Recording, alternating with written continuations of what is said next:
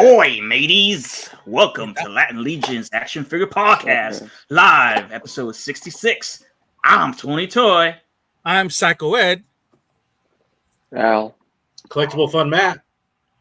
And let's welcome to the show from Corsair Creations, Quaid Condell. What's up, brother? What's up? Welcome. Welcome, here, guys. Oh, yeah.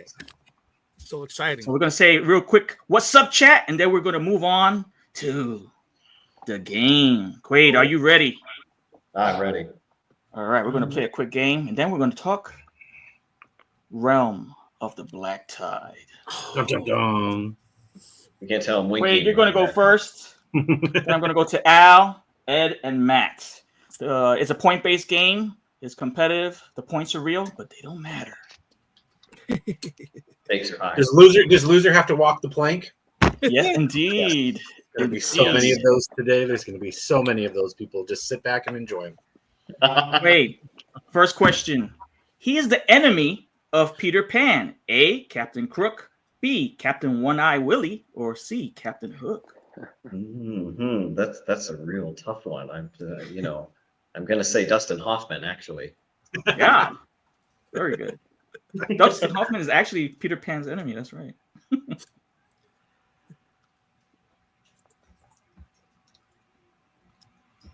So I think he knows. I'm ready. What's the letter? Oh, C. Good gracious. Oh, yes, 1 point, Quaid. 1 point. Us pirates are not known for, spelling or good eyesight. Yes, that's true. One eye. Look, You should have just answered with R, even though that's R, yeah. again all R, day. that's still the wrong answer, though. We are the C. humble pirates. Ow. Say. Name the pirate who is the titular protagonist of her video game. Is it A, Shantae, B, Shanty, C, Sharon, or D, Shaniqua? Ooh, you guys got me beat on this one. I got no idea what I'm looking at. I'm loath to admit it. I don't know this. Oh, that's Shantae, isn't it? What letter? A. That's correct, Al. Very good. Ooh, the titular. Yes. Ed, you're next. All right.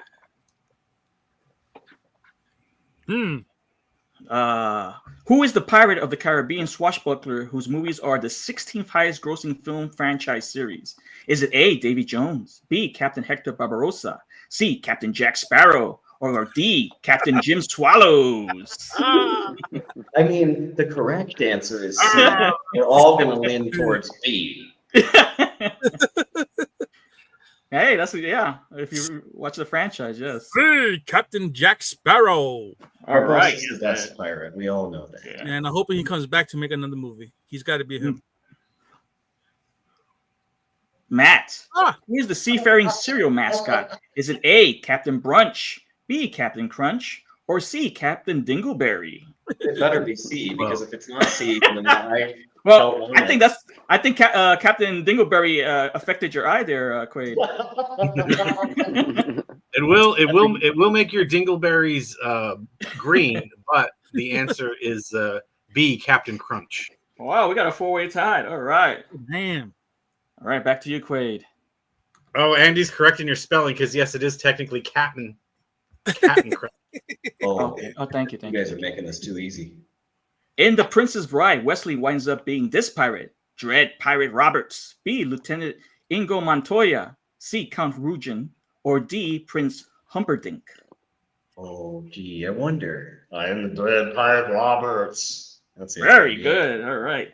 I've never seen this movie all the way through, and I know the answer. Oh, this movie is excellent. It was fun. You will not be here. Yeah, I was going with Prince Humperdinck. He's the real pirate. Right. Who sings the theme for SpongeBob SquarePants? Al, is it Captain Canvas? B, Mad Mate Matthews? C, Paulie the Parrot? Or C, Painty the Pirate? His name? I did not know that. All right, I there had you go. no idea. Oh, man. Oh, This is a hard one for me. Yeah, like I've heard it, but I can't remember it. Yeah, and I don't watch. I'm not a SpongeBob fan. You want to take a guess? I'll take C, Polly the Parrot. So C is not Paulie the Pirate. Ed, you want to take a quick guess? I'm gonna go with. I think it's gonna be something silly. So I'm gonna go with Painty the Pirate. That is correct, and that is actually Yeah. D. I did a little typo there, but you got it, Ed. Ed, Okay, you stole it see. from. You stole it Again, from Pirates can't Al. spell. Ed, you have a chance to take the lead and win the game with this next question. Puerto Rican rum pirates. A. Captain Oh, Dexter. man. B. Captain Morgan. C. Captain Don Juan. D. Captain Don Pepe. Oh, Cara. I suck. Dame un I claro, Captain Morgan B. All right, Ed. Woo! Let's finish the game. Ed, you most likely won the game. Last night's regret. All right, Matt. In Assassin's Creed 4 Black Flag, who is the main character? A. Edward Kenway. B. Jacob Fry. C. Quartermaster LeBay. D. Shay Patrick Cormac. So I've never played this game. Quartermaster LeBay sounds familiar, but I'm guessing based on the other things, you've been taking characters from it because all the other ones are just names. So I figure it's one of those three, and I'm going to go with B. Jacob Fry. Final answer, I No, guess. Jacob Fry is a lead in one of the Assassin's Creed games, but is not the one of Black Flag. We're going to go to Quaid. You want to take a guess? I'm gonna say A. Edward Kenway is correct, Quaid. You are tied with Ed. Oh, boy. Here we go. Damn. So what number is this? This is number 8. So let's go to Quaid. You might win this game. Uh-oh. You 9. Oh, In Muppet Treasure Island, Tim Curry plays this. A. Captain Gorton. B. Captain Van Camp. C. Captain Arthur Treacher. Or D. Long John Silver. What you said? It was a huge echo. That was pretty cool.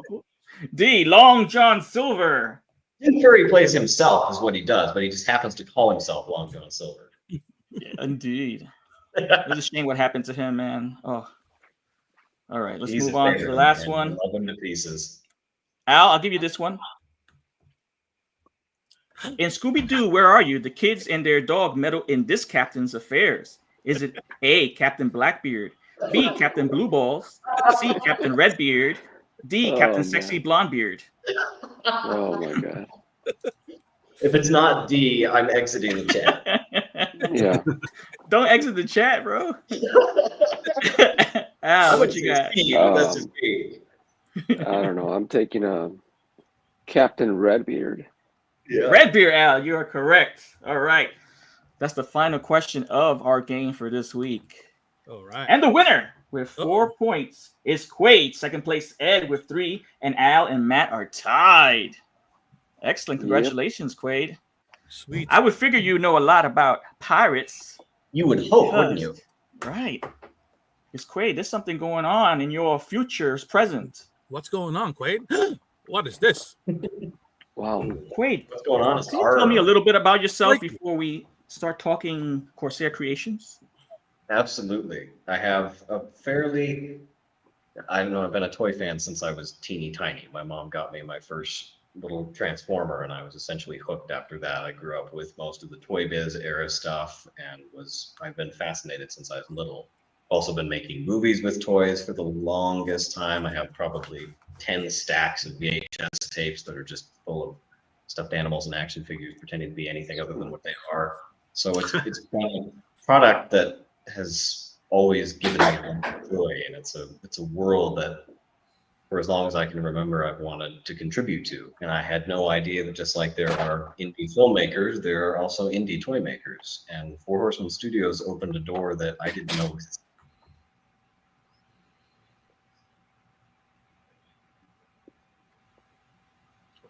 Yeah, that look awesome. That's Wait, are what I you said. still there?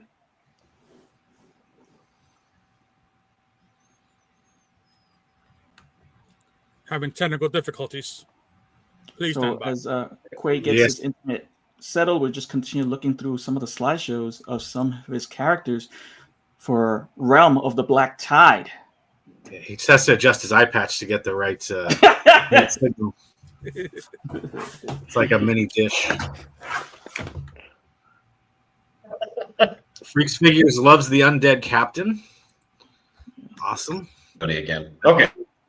All right. Next question. Sorry. Well, I want to. So Four Horsemen opened a door for you that you didn't know existed. Was where it was last. Absolutely. So back in, I've been in the Four Horsemen Mythic Legions community for less than 8 months. So back in December, me and my wife had moved back to my hometown, and she had bought me a couple of Figura Obscura characters for Christmas. Nice. I had no idea there was Christmas Carol action figures, and that was mind-blowing to me. But when I had them in hand, I was stunned to the point that I looked over to her and said, if we can't make toys like this at some point, I don't think we should do it at all. These are flawless. And the rest is history. What I didn't know at that time was that, Four Horsemen Studios was actually still available for hire for sculpting. That's what their business has always been. So probably a month later, I shot them an email. Now, in between that month, I had joined the Mythic Legions Cabal and had noticed a similar theme of something that I had already been wondering about myself. A lot of the members were talking about the absence of a pirate faction, and I thought that was an interesting observation. And furthermore, it was an interesting observation because there was seemingly no representation of the theme within the action figure world at all, currently, not just within Mythic Legions, but NECA did their attempt at Pirates of the Caribbean quite a while ago, and that was about it. The most recent thing we had was, I think, 1, maybe 2 figures from Diamond Select in Pirates of the Caribbean, and that was it. So what I noticed was a very large gap in the industry that seemed like it could be filled. And the whole time I was making that observation, this story was just erupting out of me. These characters came to fruition in probably about 30 days, and I was writing stuff down, coming up with names and concept art for just as much time. And I didn't quite know what I was doing. I was quite literally, throwing something on the wall and hoping it would stick, but I was not aware that you could just email the Horsemen and pick their brains about what it was like. And I got a lengthy, very, considerate, very professional email from Thornboy, and he spelled out what it would take to make things like that into a reality. And they were seemingly very, very interested as far as the groundwork went of what we were thinking and what we wanted to do. Now we presented, a line with a massive scope to it. These 3 products that you're looking at here are, just a tiny piece of the puzzle of what we presented to them. And of course, we had to narrow it down to what we could afford to prototype. And as such, what we're looking at here is kind of the 3 biggest components of the story, all represented in the captain main character form.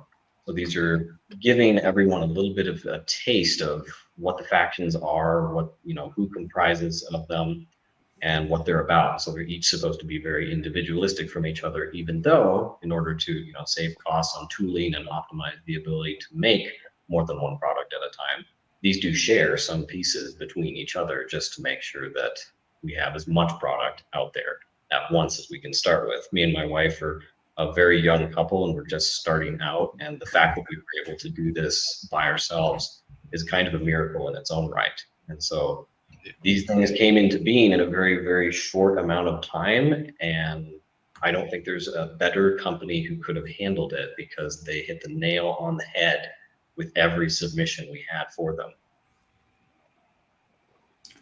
Quaid, do you actually have a background in toy design? Because these designs from the concept before they were sculpted and prototyped by Four Horsemen, it looked pretty legit.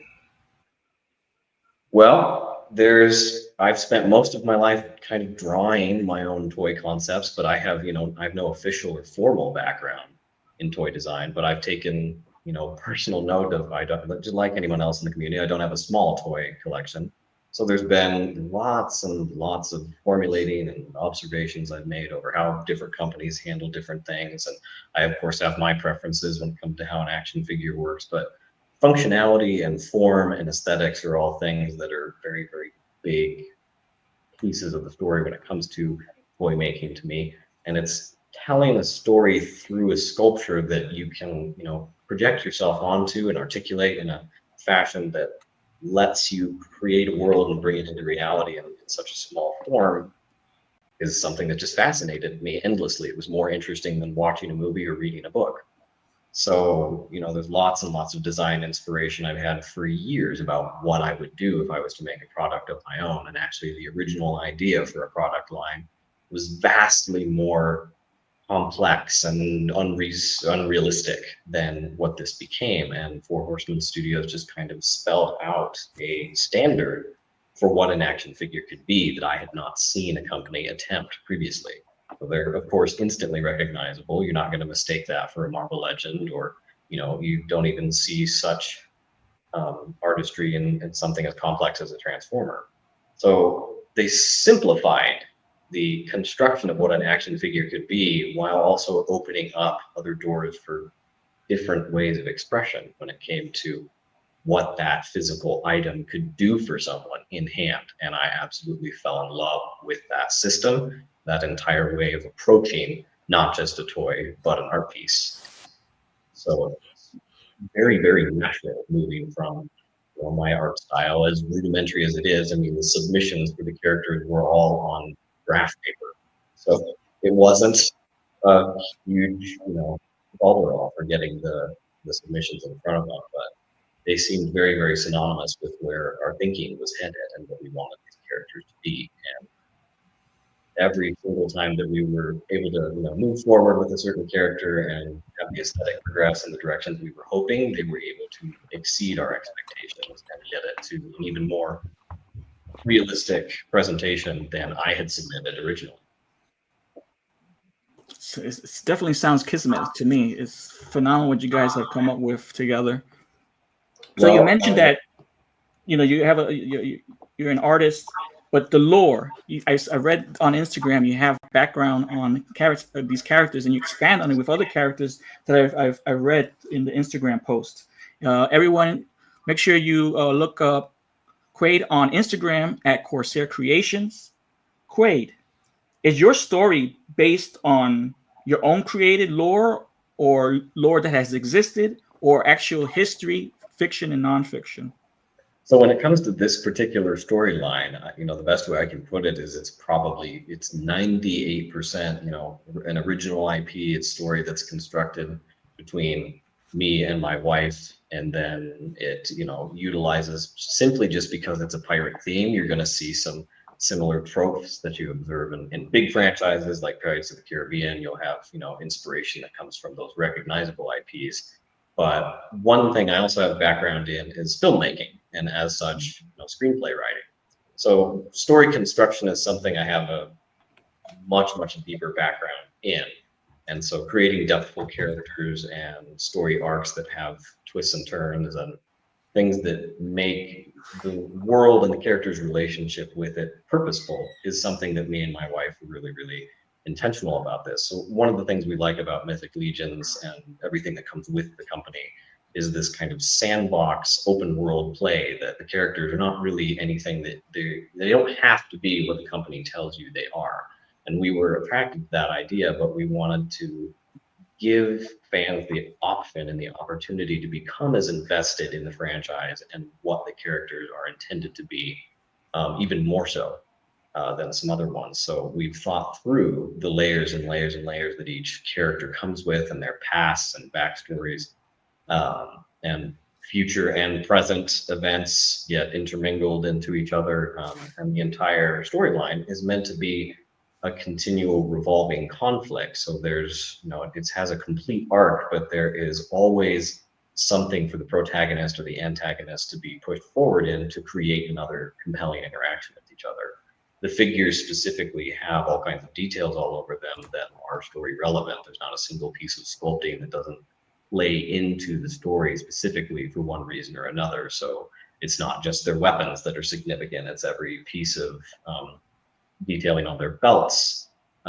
People's eye colors are significant. The clothes they're wearing tells pieces of their story. All these captains have rings of their own that have a significance to them. So storytelling was a huge, huge part of the inception of what we wanted the line to be. And we wanted fans to be able to get just as depthfully invested in that as they would in any other story, while also being able to be peripherally a fan. You look at Deathmoid and you see basically an undead pirate captain here, and you're probably going to be good with that. That's cool enough on its own. But if you go research who and what he is, he's actually even more complex and interesting than just that. So we wanted fans to have a really broad landscape of what they could bring of themselves to the toy line.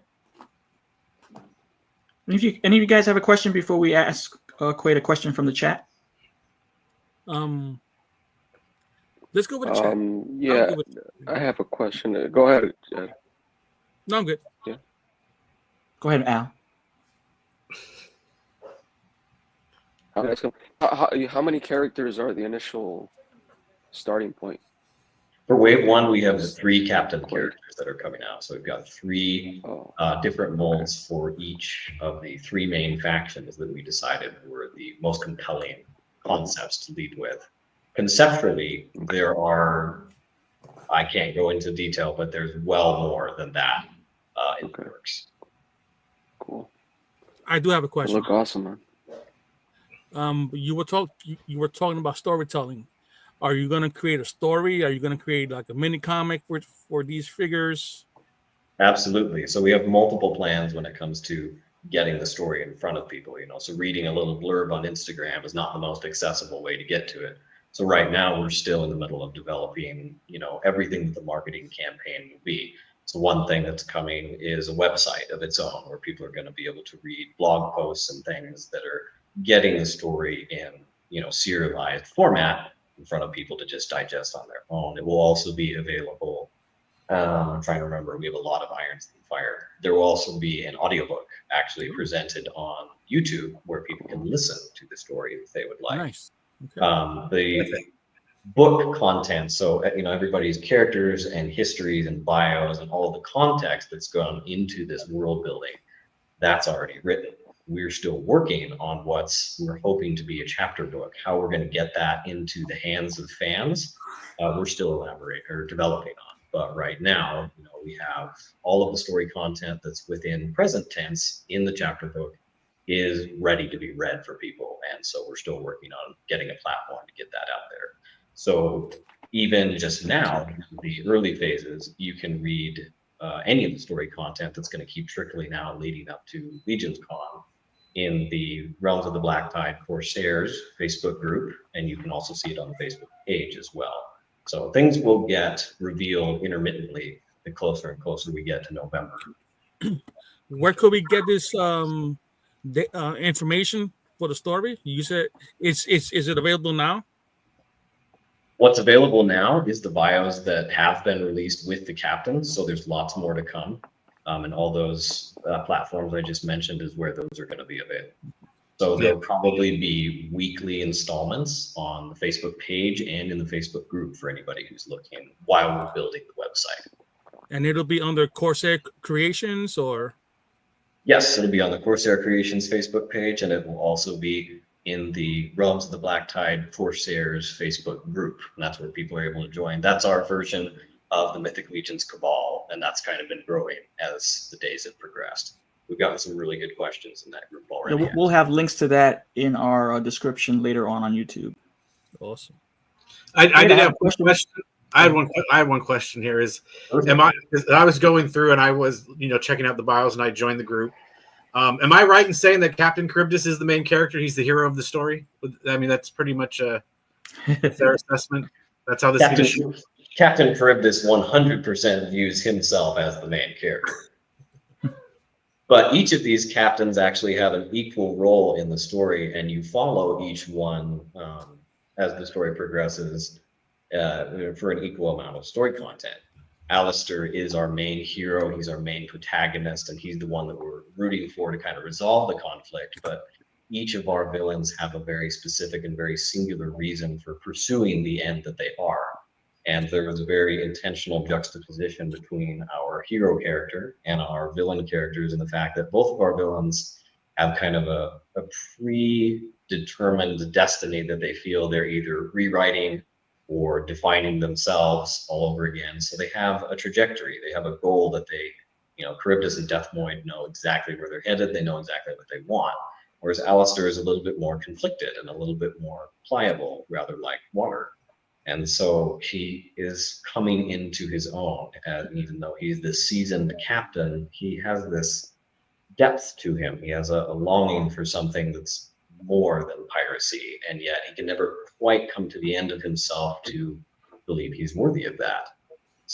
So there's baked into the story, everyone's personal motivations are supposed to be continually stirring up the next one. So it's very much built on you are supposed to root for who you respond to most. Now, if you want to be like Deathmoid, that's kind of a problem, but you absolutely are encouraged. Deathmoid is the one we're actually seeing right now on the screen. This is Captain Algol Deathmoid. He looks fantastic, man. Oh, gotcha. I'm still looking at Charybdis on my end. No, Charybdis is on the screen. Charybdis? I see the Chituda looking guy. The octopus looking guy. Charybdis is the Okay. He just wants to give the sea back to the sea creatures. To me, that just seems, that seems about Exactly where it should be. So that's why I think that's why I figure he's the hero of this story. Charybdis is 100% on agreement with you on that one. And Charybdis, in my opinion, has the most, the best way I would describe him, especially in his own world, is he's a little bit of an anti-hero. From anyone else's perspective, he's still a big, big problem, but he has a point that he's making, and he's not incorrect about the world that he's living in. He's just living in the past. He can't quite get his head out of what's next and what the world has become in the absence of the gods. And that's a huge, huge part of what keeps the story turning. What's this guy's name? The Skeleton captain. What's his name? That's Captain Algol Deathmoid. Algol is actually, a lot of our pirate names were based on constellations and stars, and Algol is one of them. I can't remember what constellation that's a part of. And then Deathmoid is a little bit of a play on word from the ethmoid bone, which I believe is located somewhere in the human skull. Put a D in front of it, and we had our villain name. Very nice. We're going to take a question from the chat. Freaks Figures ask, one thing I need to know is how these scale with Legion's figures. Size comparisons are a must. LOL. We get this question. It's funny. The figures have only been revealed for maybe 2 weeks now, and not even that. We get that question almost every single day. So I think within most of the descriptions, especially on Facebook and Instagram, it does mention the scale in there, but you kind of got to read a little ways to get there. So these are 7 inches in scale, and the reason for that is because not only are we just as a company a really, really big fan of action figures feeling substantial in hand. Now, when you look at a company like McFarlane Toys, and some of their things are so large that they're almost difficult to work with, and they're certainly difficult to scale with, depending on what you want to pair them. So we wanted to find a happy medium of having a large toy and also give people the ability to, intermingle with things that they already have. Now, Four Horsemen Studios maintained very adamantly and very rightly that they wanted this toy line to be distinct in its own, and have its own system, and have its own mold techniques for how joints work and things like that. So it is meant to be, it's aesthetically complementary to, of course, the rest of their products, because they just have a touch all of their own. But they are intended to, stand with themselves in the toy line that they are. As such, at 7 inches, they're very, very close to a lot of the things that people are already familiar with. Their proportions are a little bit more on the realistic side. So they're very substantial in hand, but they're very long-limbed, so they look tall and imposing. Size comparisons are something that we've actually already photographed and are getting ready to reveal fairly soon in the near future. And we have them next to all kinds of products. We've got them next to, things that probably don't even make sense. We've got them next to Transformers. We've got them next to G.I. Joe. We have He-Man figures. We've got every size class we could get a hold of when it came to Mythic Legion. So people will be able to get a good idea of where these guys fit in within that realm very, very soon. Black Sail Studios will be addressing that shortly. We're just getting the questions before we actually do a deep dive into the 3 characters that'll be the initial wave of the Kickstarter. Quaid, so where do you see Realm of the Black Tide fitting within the action figure world? Is it a separate niche, or do you want them to be their own thing, or do you want them to be adjacent to other figure lines? We very much wanted these products to, it's interesting, our intention was for them to fit in right in a gap where it seemed like the theme was not being explored at all, and give fans an opportunity to not only just explore an immersive world building pirate line, but also open up some doors to different aesthetics within that world. So something that's also on our radar that we would like to do at some point, if the company took off and was successful, is things like historically accurate pirate figures, things that are redcoats and things like that that are less fantasy based. That would be a whole theme line of its own. That's something probably in the distant future. But we want to be able to take the pirate genre and fit it within people's collections for both sides of the conversation. So everybody likes, or at least I do anyway, I'm most attracted to that massive world building, masters of the universe. All the characters are radically different from each other, but we know there's just as equally a market for traditional things like knights and realistic looking armor and period pieces that people can recreate. We've asked or we've received questions about diorama pieces. A good example is that cannon that we've made just specifically for this shoot, and I know those are things that people would enjoy. So we would really like for this to fit in the action figure realm and have something for everyone at some point. Right now, we led with the strongest concept we felt we had available and the most complete development-wise that we could produce in a timely fashion that would meet that need we were seeing within the market already. That's cool. So like some Navy men later on down the line or something like that. It's kind of precisely. We would love to see things like that in the future. that'd be cool. Yeah, that's what brings me to the follow-up. You may have answered this earlier, but I want you to answer it again for the chat. You have these initial three characters that are coming through the Kickstarter, and you have the story that you'll also be dripping information in the Facebook group as well. Overall, I know you said you had an early start to this, and you only been doing this for short, but it's really panning out beautifully. Do you have a map drafted of the realm of the Black Tide? We have a complete map, and that's actually, we were able to go over that a little bit with Brick Something yesterday, and that's something that's right on the tail end of being revealed to the public in mass. So that's something that people can expect very, very soon to be able to look at within those same groups, be it Instagram or Facebook, and that will show what the characters within universe know their world to be.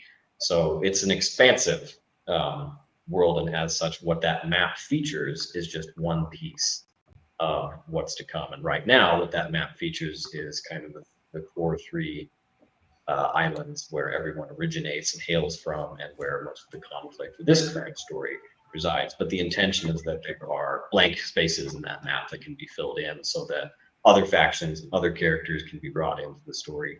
And that's something that people will be able to look at very, very, very soon. But that is finished and it's ready for viewing. We just have to get it out to the public.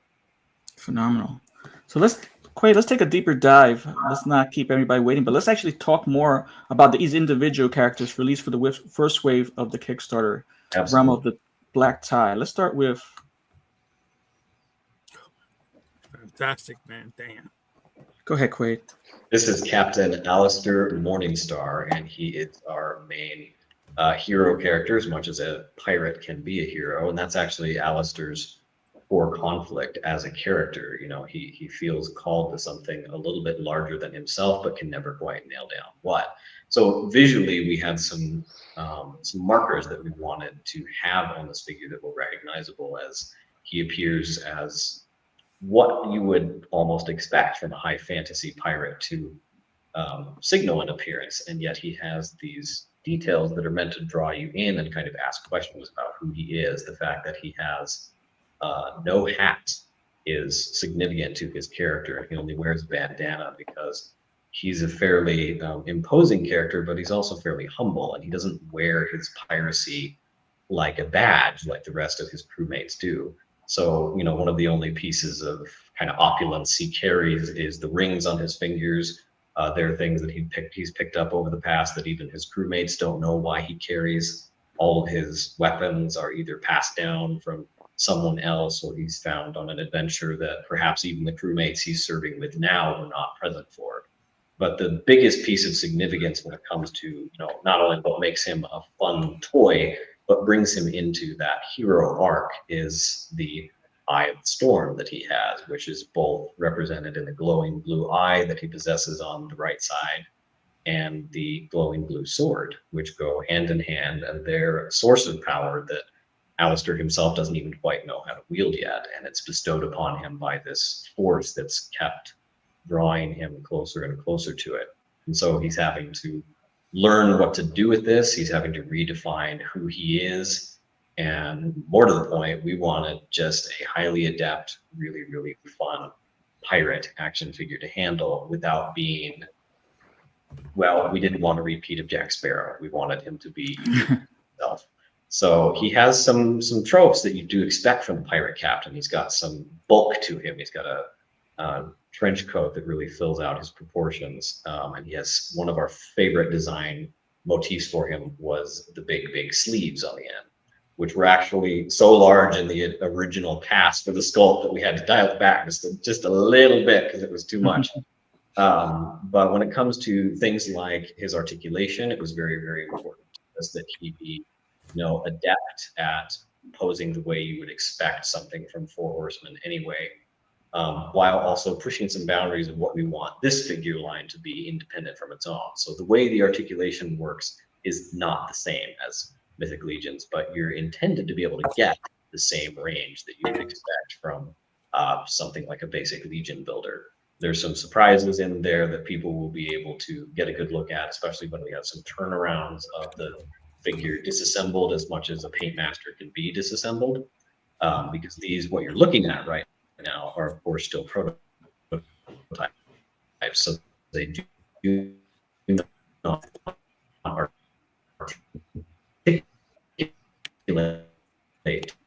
to the complete fashion that the sculpt that's been developed. The Kickstarter, you'll be able to see the in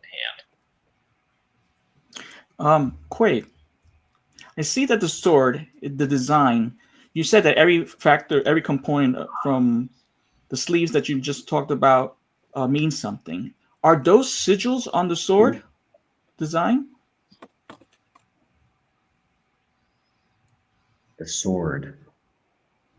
Oh, yes. So a lot of the symbols that are engraved within the Eye of the Storm there are a language of their own. There's something that no one understands anymore within the universe. There's something that Alistair is having to translate on his own. His pendant on his neck, which is something that actually calls attention to itself very, very well in most of the figures. All three of them feature a unique pendant, and they have huge story implications of which one they carry.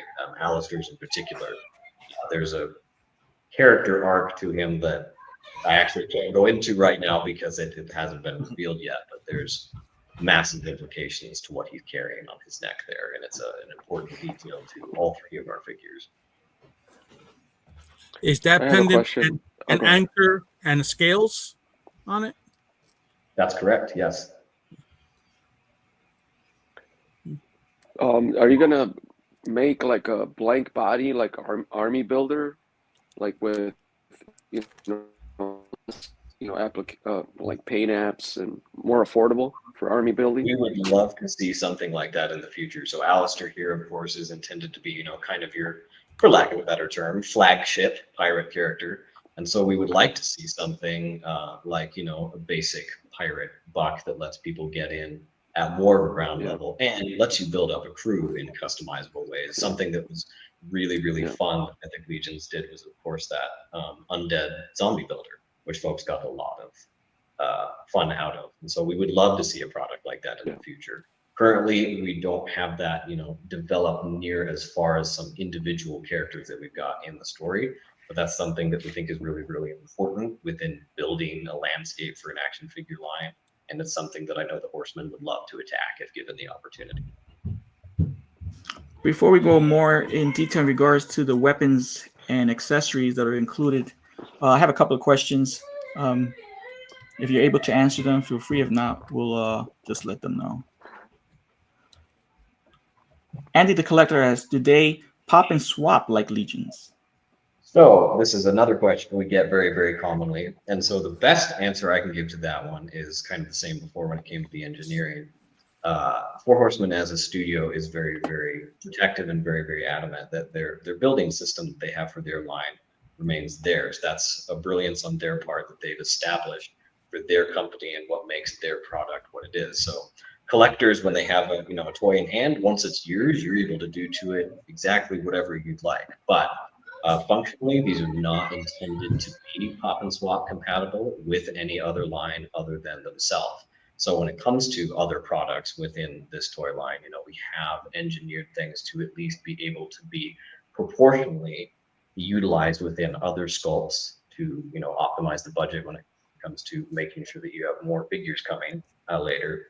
But proportionally, they are, of course, a little bit longer. So they're different to work with than Mythic Legions.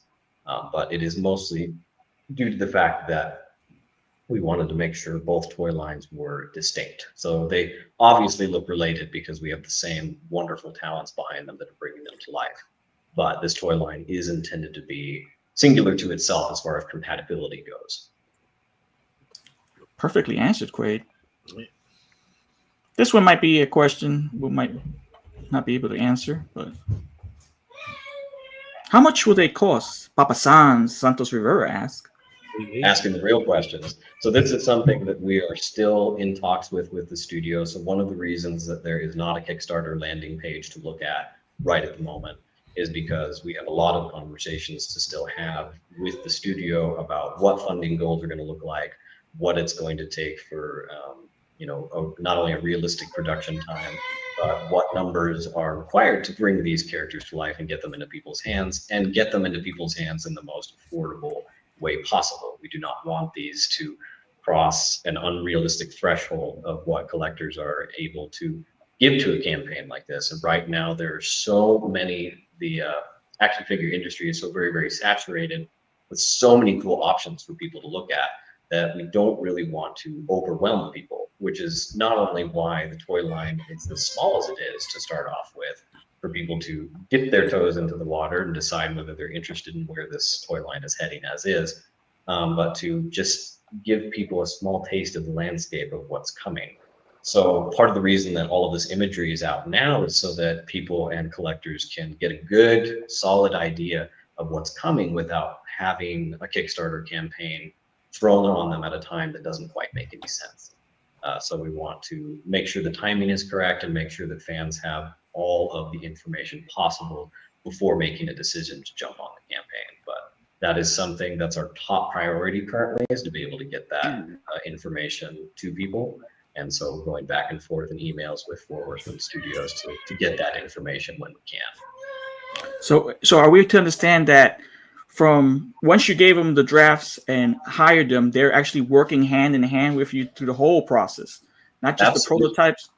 Absolutely. Excellent. Wow. Good choice, Quaid. We couldn't be more thrilled with the whole process and the whole result. I will say, I was going to say, I only have about 20 more minutes here. But when it comes to the whole process of working with Four Horsemen, there's plenty that I can't talk about. But one thing that I can say is that we had the pleasure of, CB Cornboy helping us through most of the process himself. And a lot of his input is what brought certain detail to these characters to life. His input was invaluable, and he's such a jolly and personable human being that it was a joy to work with. And it was, every time we had a suggestion for a direction the character needed to go, it seemed to be very, very synonymous with his thought process. He would come back with feedback that would only complement the direction we were headed. So I highly doubt that they need to be even busier than they are, but for anybody who's looking to get something off the ground, you do not have any worries in their hands. They are phenomenal at what they do. Okay, let's go back to Alistair Morningstar. We have the image here of some of the weapons. Are these the weapons that he will be coming with? Yes, that is the full weapon loadout of him currently. He has a wooden pistol there for himself. Then he has a signature cutlass, which has some breebling and design work in there that we wanted the cutlass to feel aged and yet kind of beautiful in its own right. And they hit that nail on the head. And then you have the Eye of the Storm there, which is unique to Alistair. Alistair is the only one that comes with 3 weapons to himself, as opposed to the other ones which come with 2. And like I said, that sword has huge story implications. I would think of it like, since the storyline hasn't been revealed in totality, the best way to think about the Eye of the Storm to Alistair is kind of like the Matrix of leadership is to Optimus Prime. Wow. And he also comes with extra hands. Yes, so you have 5 sets of hands. He has fists, relaxed hands, you have gesturing hands, and then you have both vertical hinged weapon gripping hands and horizontal hinged ones. Very nice. Let's jump into Captain Charybdis. Charybdis. I'm sorry. Charybdis. Here we go. Wow. Charybdis. There we go. Charybdis was a character that probably evolved the most from his inception. It's very probably clear to most fans that, Davy Jones is a huge, huge piece of pirate lore, regardless of how he's been portrayed. And as such, that's kind of a silhouette that people think of when they imagine pirates. And we wanted to come up with something that was just as intimidating with that character and possess some similar attributes while remaining distinct to himself. And could not be more pleased and more proud of how Charybdis came out, because he doesn't resemble the Captain of the Flying Dutchman at all. He's a monster of his own right, despite the tentacles. Something that we leaned in really, really, really heavily was the animalistic nature of him. Davy Jones starts out as a human and becomes what he is later. Charybdis is an ancient creature of his own and has always been this kind of ethereal, monster-like being, even though he has these divine origins. So he's actually deemed the Prince of the Sea, and it's his captivity in the Dreadtide Reef that's turned him into this kind of coral-infested leviathan that he's become. And so, he has unique attributes to himself that none of the other Harbingers of the Deep have. He's very sharp and spiky and weaponized. On the end of each tentacle, rather than them just being an appendage, they're actually a weapon. They have claws of their own that are picked out in a paint unique to them. And his whole aesthetic when it comes to his skin tone was supposed to be, bioluminescent as such. So he's supposed to look vaguely like he's glowing underwater. The people that were attacking his paint job at the studio were very, very interested in bringing him to life, specifically because of how unique he was. And detail-wise, he is my personal favorite. He came out exactly how we were hoping, if not probably 50 times better. The head sculpt on Charybdis specifically is something that was rather complex to make work in physical form, and they brought it to life in a way that's stunning in hand. And I'm very, very excited for people to see him in particular at Legion's Con. His weapons specifically are very, very unique. You don't see a musket or a rifle in action figures very often, and we wanted to have this sea creature coral encrusted theme go all around the character and affect every piece of him, so that every implement on him looked as though it was alive. And so the shell spawn blade is something that I can only elaborate on so much, but it's very, very similar. It has a will of its own. It's as alive as he is. Wow. I love those hands.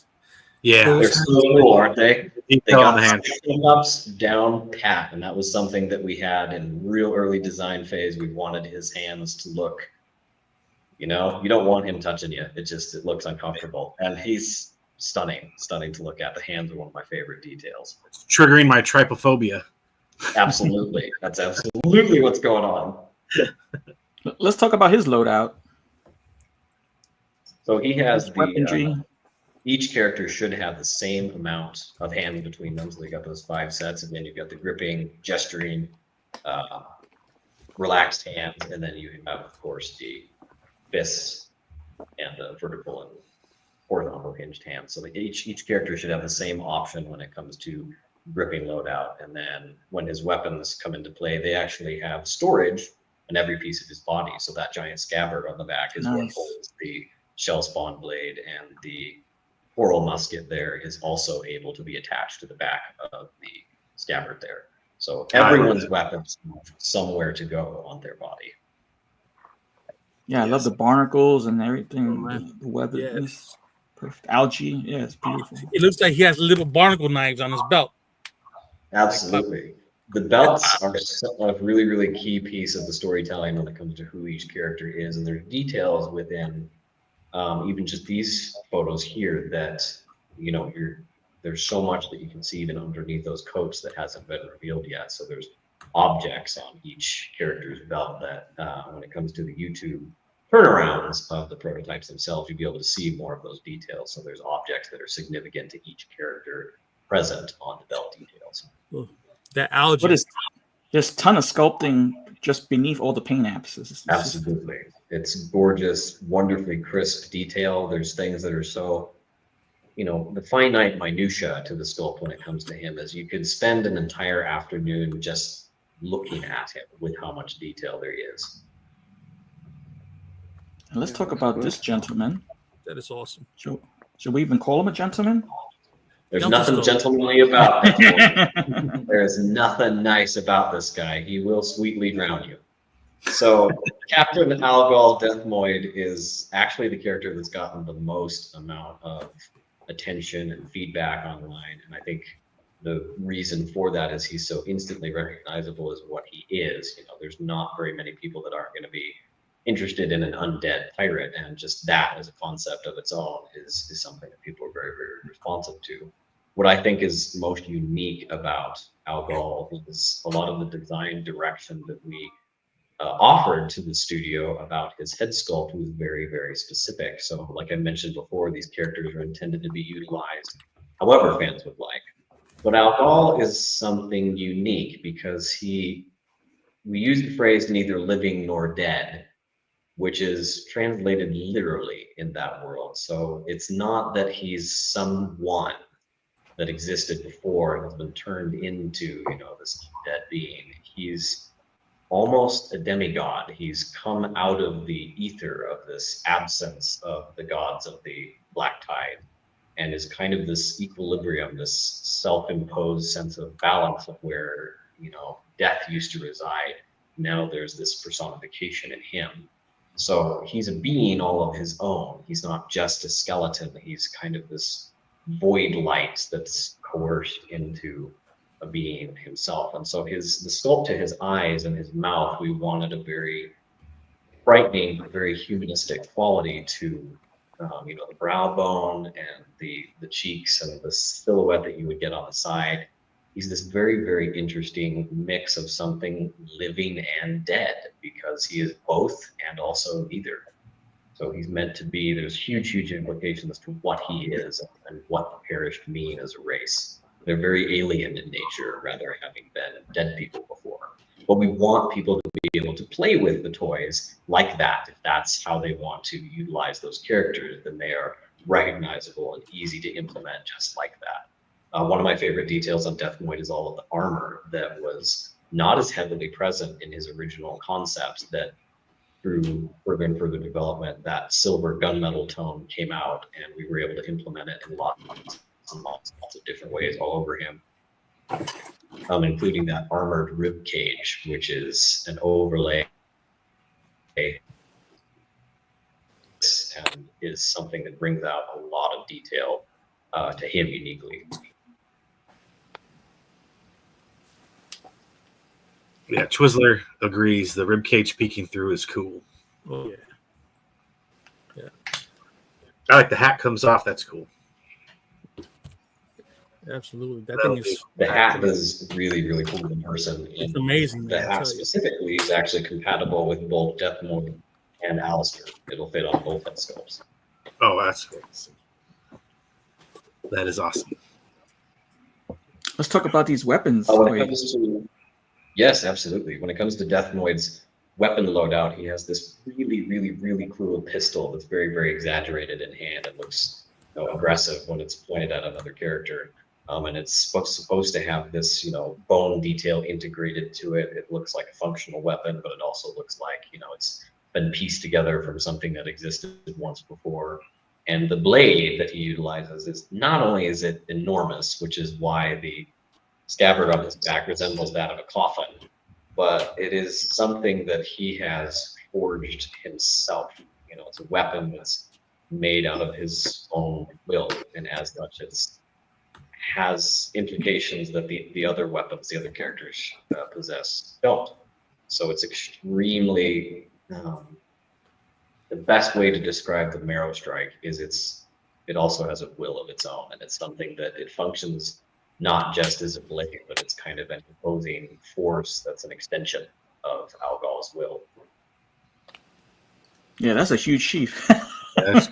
It's massive. And what's Yes. interesting is how detailed each of the scabbards are in their own right. You know, they possess visual details that are unique to each character. When we were initially sculpting Algal, the scabbard was even bigger, and his first pass was radically different than what he became. So one of our first adjustments was we're going to have to scale down what the sword is, because as big as he is, that scabbard quite literally looked like he was wearing a coffin. So we had to go back and adjust that a little bit. But we leaned into that metal riveted aesthetic, and we really liked the direction that went. And what's nice about them is they're made out of such a soft, pliable material that they don't bog down the figure in any way. You know, it's not a weight to their back that makes them difficult to stand up. It complements them very well, and they're very easy to get on and off. Those swords got to be bulky because these sheaths, wow, they look huge. You know? They're Yeah. ridiculously cool in hand. Oh man, that's awesome. Is Question. Deathmoid able to hold the sword with both hands Ooh, that's through articulation? You mean like this? Is that what we're talking about? Yes. Yes. That's an intention that we would love to see happen when it comes to these prototypes. You know, they're still being refined when it comes to their articulation points. So one of the things that this particular Captain Buck was not able to feature was something like a butterfly joint. That's not present on these figures simply because of the way the coat function. We wanted stability there, so it was difficult to make sure the character could articulate naturally without feeling even more constrained with how much we tried to implement into the torso. So they do have a wide range when it comes to like their elbow rotation. So it's a definite possibility that they can do that, and something that even if these characters don't reach that exact stance, that is something we want to see in future characters as well. Can you tell us about the Kickstarter? What information are you able to tell us currently? So the conversation with the Kickstarter is very, very similar to the conversation with the price of the figures. So we're still working very, very closely with the studio about the timing of when we think the launch is best, not only for the product line, but best for fans to consume. So, you know, not only right now do we have the holiday seasons quickly approaching, there's some conventions people are looking at, and we just had some really talented artists have successful Kickstarters of their own. So right now the playing field is very, very saturated just as is. So when it comes to the date of the Kickstarter, we want to have the landing page for people to get signed up and notified when we're launching as quick as possible. And that's where all that information for the studios is going to come into play, and we'll be able to have that available for people before the launch. When it comes to dates, that's what's going to be developed after that fact. People have gotten very, very used to the idea. Our goal is the beginning, or rather the end of winter 2025, beginning of spring next year. So kind of in that March, April, May category. But like I said, that's still very tentative, and we're developing exactly what those dates will be. But that is our goal and our trajectory. Cool. That's Do you great. guys have any final questions to ask Quaid?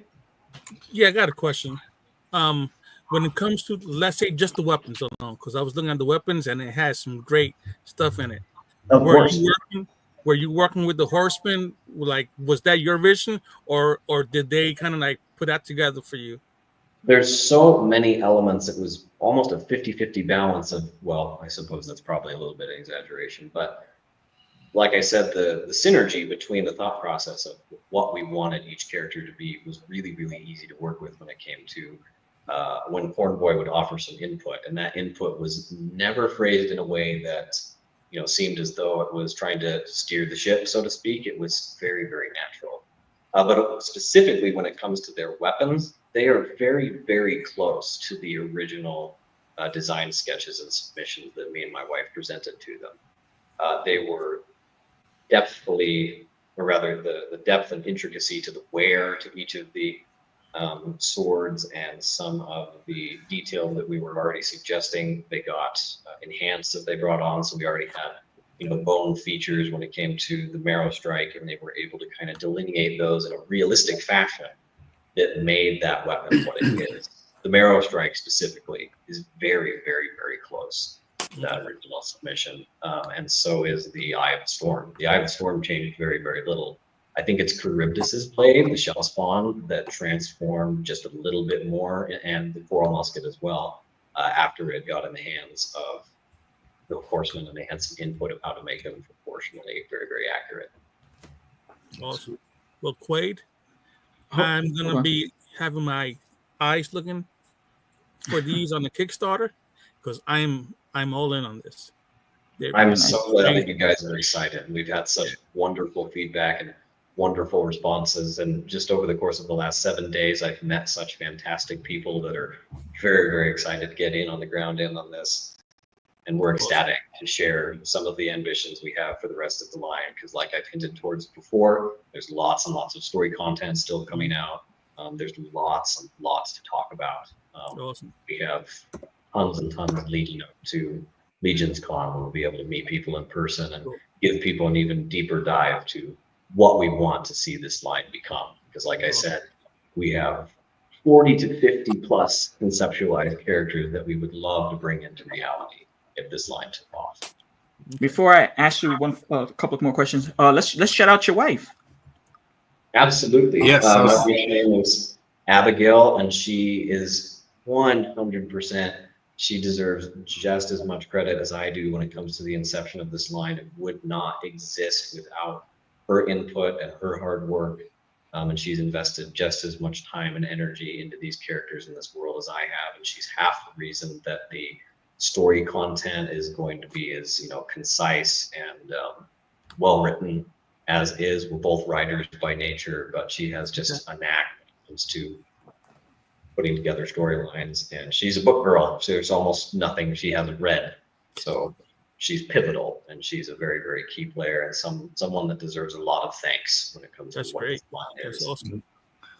I have one final question before we bid our dues. You mentioned you have like around 46 to 50 characters. I see that you dropped a lot of little hints and names in some of these bios. Are we able to predict in the future we're going to see some of the original sea gods? That is something that has actually been heavily conceptualized. They're characters that we think people are going to be very, very, very responsive to, and they're also very ambitious in just the nature of the product. So there's something that we're very, very curious how fans are going to react to. And visually, they're very, very close to what we want them to be. So it's something that we're interested in getting in front of people when we think the time is right. They're absolutely something that's on the roster. That's cool. Quaid, we're going to be at Land Legion, so we look forward to seeing you in person, looking at these prototypes in hand. Yes. We also want to, from all of us here, what did I say? He said Latin Legions. Oh, yes. From all of us at Latin Legions, we wish you the utmost success in this endeavor. Just as the world building, everything that you discussed with us today, it seems that it's very, you have it laid out well, and you pick no better studio in what we've experienced than Four Horsemen Studios to help you on this journey. We're very, very proud of how they've turned out, and I'm extremely thrilled to be bringing in, members of, for lack of a better term, our crew. And we have fans that are becoming more and more excited about it, and we love talking to people about this, what this world is becoming and what's to come in the future. And I'm thrilled that you guys wanted to take the time to talk about it, because we love sharing it, and we can't wait for you guys to see what's next. We did not only enjoy our time with you today, but we'd like to welcome you back when you actually drop the Kickstarter, if you and Abigail will be available. Absolutely. We'll make that happen. Sweet. Awesome. Yes. So, Quaid, I know you have to bid adieu. Avast matey, walk the plank. Taking the time. Thank you guys so much for the opportunity to talk to you guys. I will be in touch. Anything and everything you need, just let me know. Again, any Awesome questions here. I can't answer, I always will. The DMs on Corsair Creations are always open. Anybody who has any curiosities, they are more than welcome to throw them our way. I just got one little thing. Maybe a skeleton bird or a monkey. You know, You're talking about synonymous line of thought there. You're on something. Thank you guys very, very much. I'll talk to you again soon.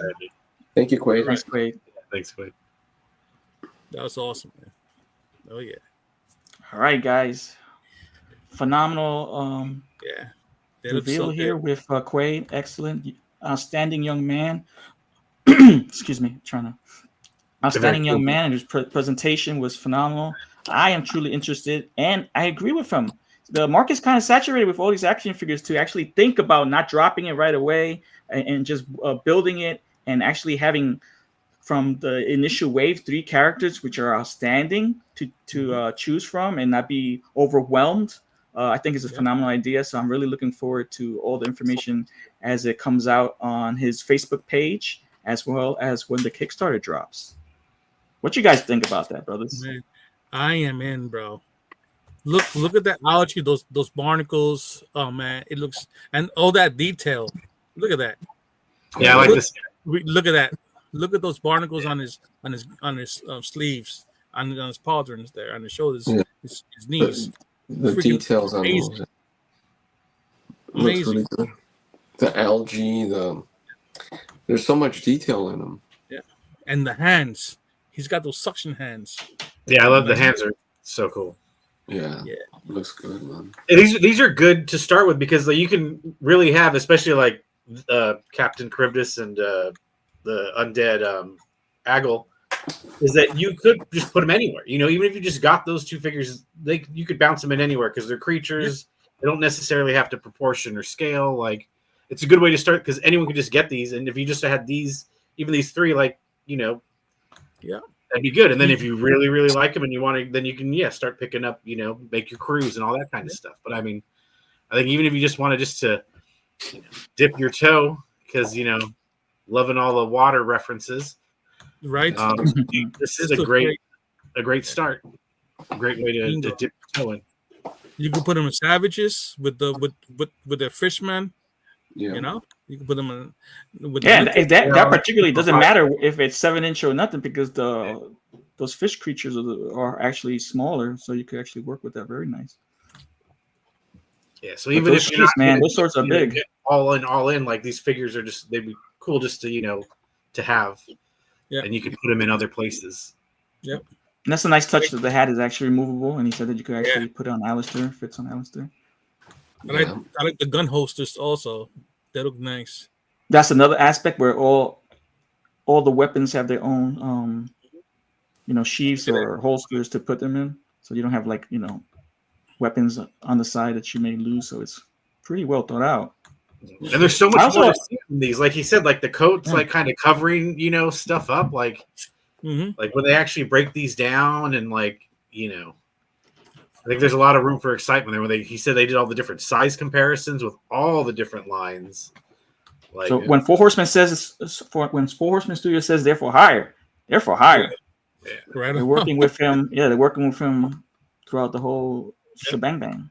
Yeah, I didn't want to say while he was here, but I want to be like, leave him alone. They got to work on a dragon. We got to get that dragon. Yeah, they got to get the dragon out. Oh, they got something out this week we'll be talking about shortly. He started out with Figura Oscura, and a recent Figura Oscura has been revealed. So let's not drop the lead. Let's go into 4-H time. Oh, yeah. Well, I was going to say for this line, though, instead of where's the dragon, they'll have to be like release the Kraken, right? Like, is that what yeah, indeed, right? The Kraken, right? Yeah, that would be cool. That would be freaking amazing. And then you can see the... Fuck yeah, man. Riding the Kraken. There you go. Yeah. What about all those little Dio accessories that Oh yeah, phenomenal. That was something he touched a little bit on too. Yeah. The world building will have some accessories as well. So it's something to look forward to. And I know a lot of people. Let's hit the chat. Sorry, chat. We had a limited time with Quaid. So we didn't get to put too much up, but we want to say thank you for tuning in, and let's look at some of your feedback. Well, Vaz says, need a pirate ship playset. Oh, wow. Well, Vaz, Detour Customs, he has a boat. He's got a ship that will go nicely with this. So check him out. How much is the boat? How much is that boat? I think it's $100. Done, painted, everything. Oh, nice. Dub says, yeah, so fantastic. Dub was drooling. I could hear the little He was drops going down a rabbit drool. hole through the whole chat. Yeah. He was just like, no, I don't want another line. Man, these are cool. I do. He says, I don't want another line, but I do. Take my money. He says, flipping sweet. Indeed. Yeah, they look cool. Even Alberto says, hey, I'm not into pirates, but I really like these. So definitely back this up. Sweet, Alberto. Sweet, that's nice. See, that's the part of the community that makes it so worthwhile. When you have a young man here, a young entrepreneur, creating something that has a niche, right? That you can actually, like, a lot of people have been clamoring for pirates from Four Horsemen Studios. I think that's maybe why they didn't want the scale to go exactly as theirs, and they didn't want to pop and swap, because that is their thing. So they can't, even though he may have had a similar idea, but that was ixnay on that format. But we can see different pirates and marauders in the future from probably Four Horsemen Studios. They've been giving us almost everything we've wanted. So could you just imagine when the Horsemen do their own pirates, what they're gonna look like, bro? If they did this, holy crap! And he thinks the hat fits on both. I'm sensing a plot point. And he also mentioned that they are also thinking about expanding the literature in audiobook form as well as comic book. Sounds great. Oh, here we go. No, Trevor said that. Oh yeah, see. Go ahead, Matt. You want to take over? Go ahead. No, I went back a little further just to catch some more older ones. Trevor was saying they were looking good. Yeah, I'm seeing Dub breakdown here. Yes. I did. I'm gonna star it. I did put the link to the Facebook group. So I starred that. If you guys hit that up at the top. And Twizzler's liking these. Yeah.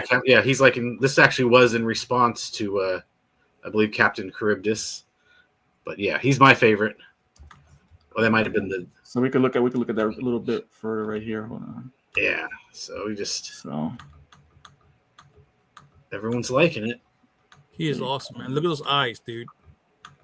Yeah, they look good. His eyes matches the ring he has on. There we go. Yeah. So I wanted this connection there. Not Mark. soon enough. What's up, Mark? And Alberto says bad to the bone. Yep. That's a skeletal reference right there. Yeah. He said there was connections with the colors, so there's got to be a connection with his eyes and his red ring. You know. Right. And I figured the blue sword and the blue eyes for Captain Alistair. And even the sigils on the markings on these swords and everything means something. So that's nice to have that as a reference for when you read and stuff. But let's Matt, let's go to a little deep dive into Corsair Creations on Instagram. What? Okay. Give me 1 second. Sure.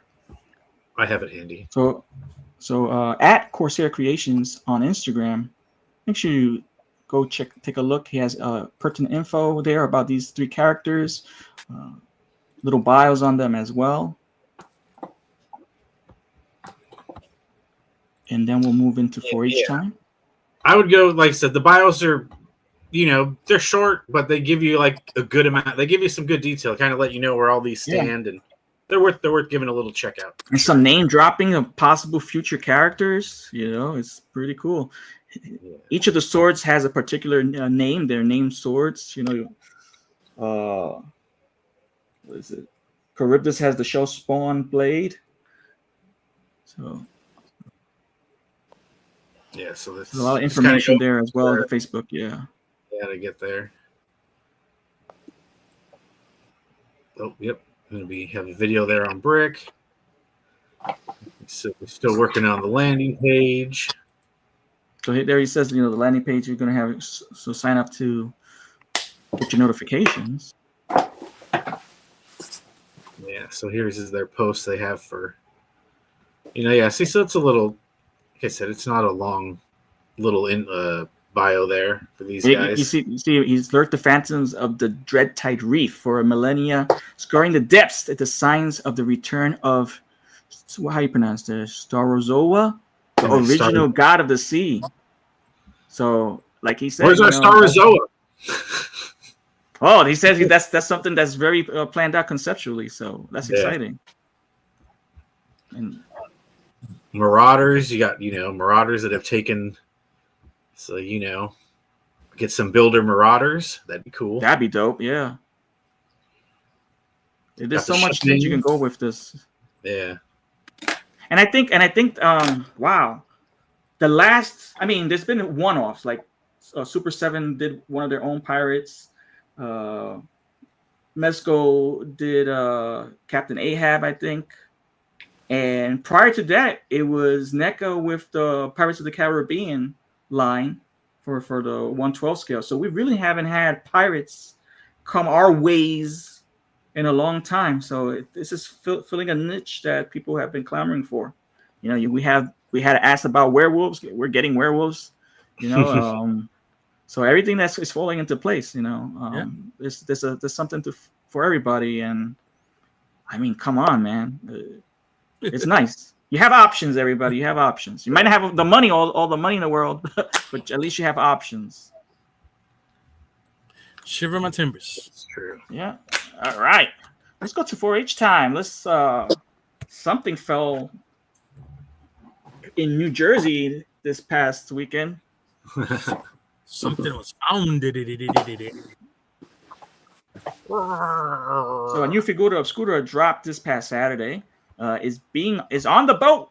So pre-orders are being filled quickly, and as soon as it arrives, it'll be shipped to you. Can't wait. Let's take a look. I pulled up the Instagram here. I actually haven't seen the size comparison here. It's very nice. Very nice. Yeah, it looks good. So let's not bury the lead. It's the Jersey Devil. Yeah. Yes. Ooh, look at that thing. That thing is there. We go. Now that head sculpt, we got two head sculpts here, one open mouth and one closed mouth. Ed, what you think when you saw this? Oh man, when I saw it, I'm like, yeah, I'm gonna have to give me some more later on. But I saw it. This is what I love. I love monsters. The monsters. So yeah, I got Cryptozoics. Yep. Those wings are freaking amazing. Are these new wings? I'm assuming, right? Yep. No, they're new wings. No, but they're the same design. Old wings. Same old, just everything. Okay. Yeah. But yeah. See, I wasn't because he's bigger, so that's why they look smaller because he's a bigger. Mm-hmm. Yeah. Okay.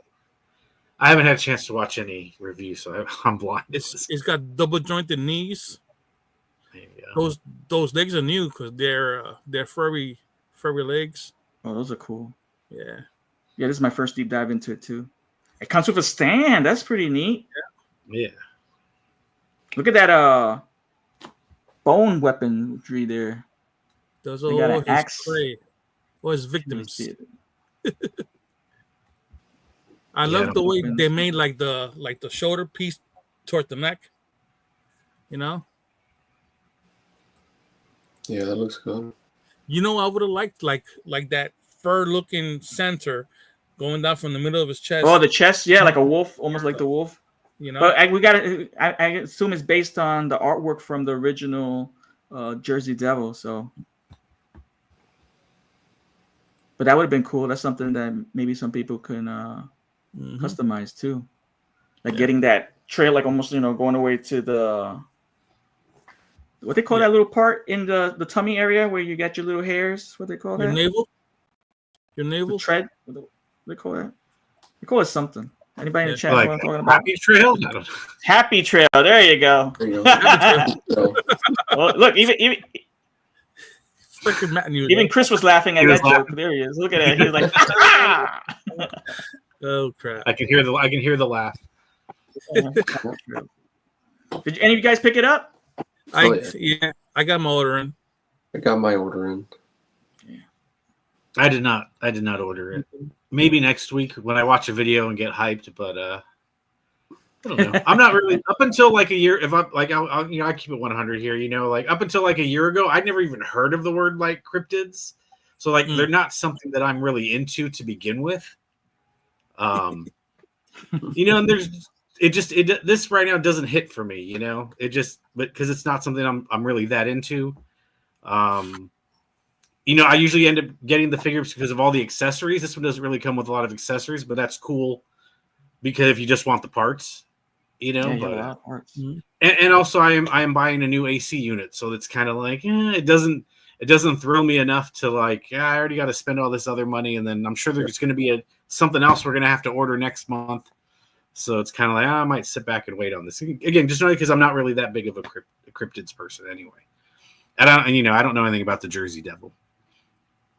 But that's just during the day. He listens. Well, I know that he's from stories Jersey on YouTube while playing games on his phone, so he's deep into that. Yeah. Send me some links. Jay's like, nah, it's too much like Satan for me. But congrats to everybody who got it. Yeah, definitely. I was actually thinking that body's really good for a devil, actual devil head sculpt. Pop that head off and put the ram head on it. I hear that. But, to be honest, it's nice to see something that is like, oh, good, I don't have to buy 3 of these. Like let someone else buy 3 of them for a change, not me. Yeah. With those legs, I see those.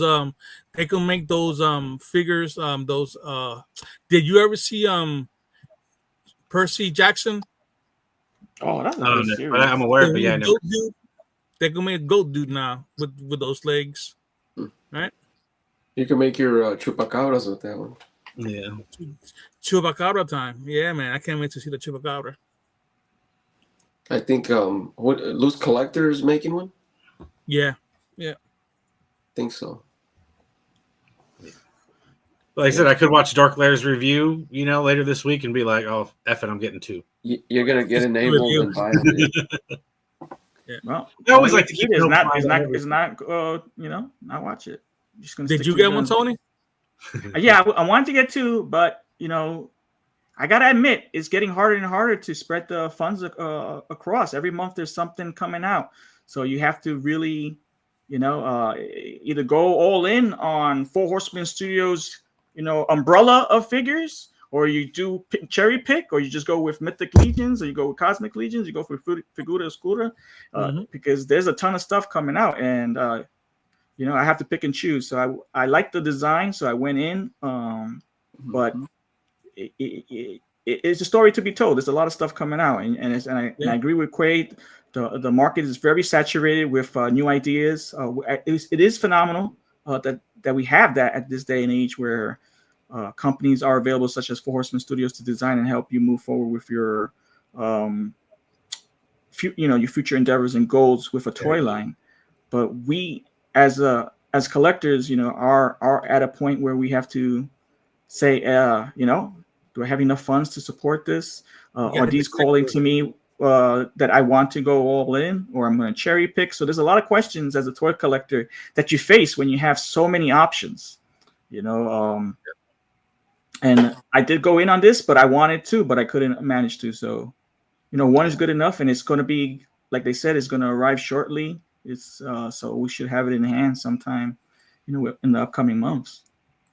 Also, a lot of people have received their Silver Knights as well.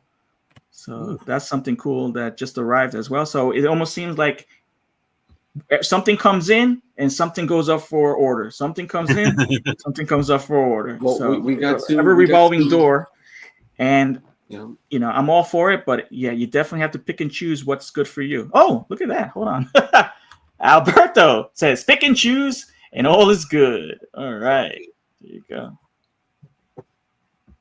There you go. But I did see that, it does have a lot of nice parts. Ed pointed out the double jointed knees, which is cool. Hey, there you go. Vaz says it too. Too many action figures, can't buy everything.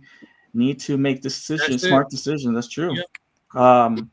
like they say, if money wasn't an option, I'd be all in on everybody's Kickstarter and everything for Horseman Me, but I'm not, So we got Ox Crew coming, and we got the Rising Suns wave coming. So we got a lot of stuff. We got some big packages coming. So right. I mean, this guy's rocking big package. That's what you said. He is rocking a big. I thought that tail was like too close for comfort. I was like, whoa, how come I can see that tail? What is that? Is that actually his tail?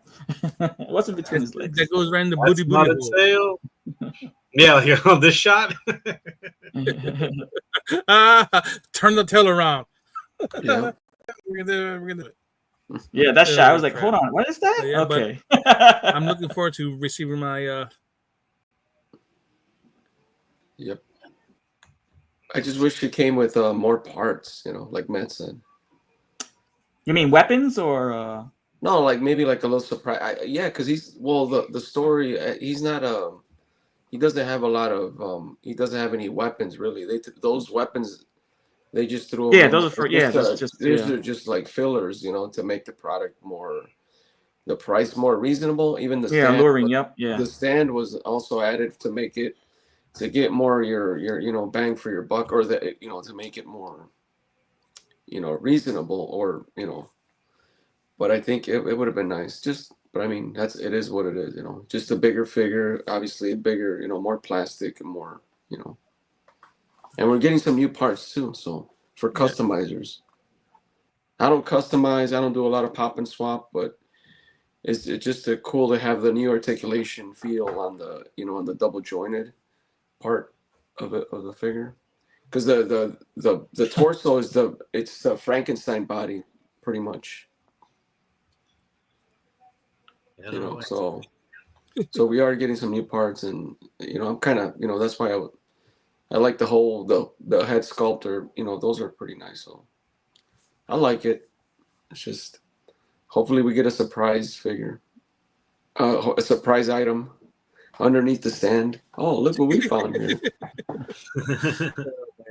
Kevin, I'm thinking maybe it's the stand is like a little orangey, just to maybe break it up a little bit, and it does have that the figure itself does have that brownish orangey.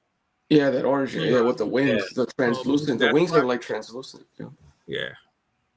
That's what I'm thinking. Yeah, we have a wrestling reference right here. Andy says it looks like the Engrail and the Brood entrance. I remember that. Yeah, I know. I don't know what any of that means. Yeah. No, the stand is what it is. I mean, what can we say? Yeah, I like it.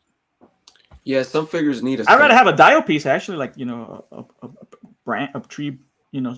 Tree. Like the stand could have been like a stump, right? Like a tree stump or something. Yeah, a tree stump. That would have been cool. That's a good idea. Well, like that tree stump that came with my cool model werewolf. Tony, remember that? Hey, yeah, that was a cool. Yeah, that dial piece was cool. That's cool. Man, we come a long way from that werewolf. Right? Holy cow! that doesn't even hold a candle to the ones we've seen as of late. I know. That was one of our favorites. Yeah. Cheap plug for Toy Locos on YouTube. That's a Diablo action figure skit. All right, we're gonna move on. Matt, we're gonna have you look up on Source Horseman the Ninian Infantry, the snake dude, as well as Varg, because that's today's mythic battles. We're gonna have Latin Legions presents Mythic Battles. All right. Sorry. Bios of two corresponding characters and put them on a one-on-one fight. We'll discuss and then decide who wins. The underrated, I think, Ninian Infantry here. We got. I haven't seen many photos of him. It's a phenomenal figure. As of recently, the skeletons always come back. It's almost like it's evergreen in regards to toy photography. You could always find a skeleton fighting Conan or something. But I could really see these Snake Men fighting Conan too with Frazetta Girl's recent drop, Mezco. Even those pirates. Yeah. Oh, yeah, Like they're in, the pirates in another land, and they come across these dudes. You can see that future. Sure, man. All right, go ahead. So this Matt. guy's a soldier, and I'll read his bio here. In the convocation of Basilia. In the first age of Mythos, the force of Basilia included numerous members of the Kotal, a diverse race of reptilians whose features mirrored that of Basilia herself. While this race has long since vanished from the realm, records kept in the library of Agbendor detail a society that was structured and disciplined. Born bipedal, young Kotlins often served as workers or soldiers, including the extensive ranks that were known as the Ninian infantry. As Kotlins grew older or gained more knowledge, they shed their legs in favor of serpentine lower bodies and rose to become royal guards, high mages, or other honored positions serving the winged serpent. Yeah, so I think when that winged serpent comes out, everyone, the other ones, like, people are going to start wanting these again. Indeed. Yeah.